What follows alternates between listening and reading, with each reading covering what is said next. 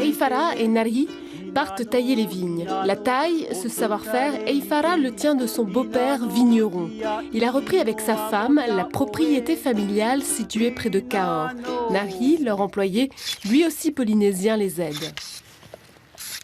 Rien ne me prédestinait à devenir vigneron. Ça s'est fait, j'ai envie de dire, naturellement. C'est vrai que j'avais un autre métier.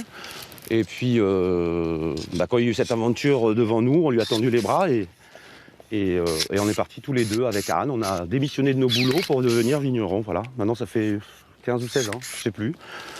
C'est bon signe quand on ne compte pas. La force du château Saint-Cernin, c'est cette touche polynésienne.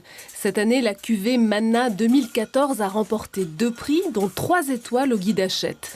Pour Anne, ce succès doit beaucoup au talent de son mari. C'est ça. Ses parents avaient des restaurants en Polynésie. Donc je crois que même s'il est né sous les cocotiers, il avait ce plaisir de bien manger, de bien boire. Et contre toute attente, il s'est mis à assembler les vins.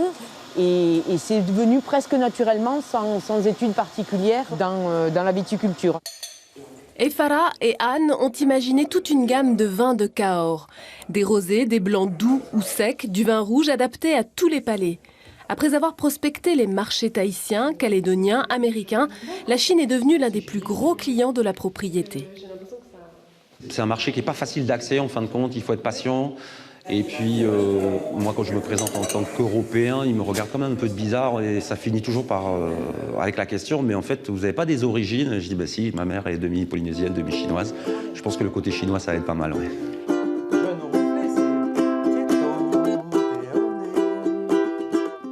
En 2017, Eifara se rendra à nouveau en Chine, à Barcelone, à Chicago. Les vins du château Saint-Cernin ont encore beaucoup de frontières à franchir. Et ça tombe bien, car le vigneron polynésien aime les voyages. Alors même si les aléas climatiques peuvent parfois ruiner une récolte, Eifara ne regrette pas une seconde de s'être embarqué dans cette aventure.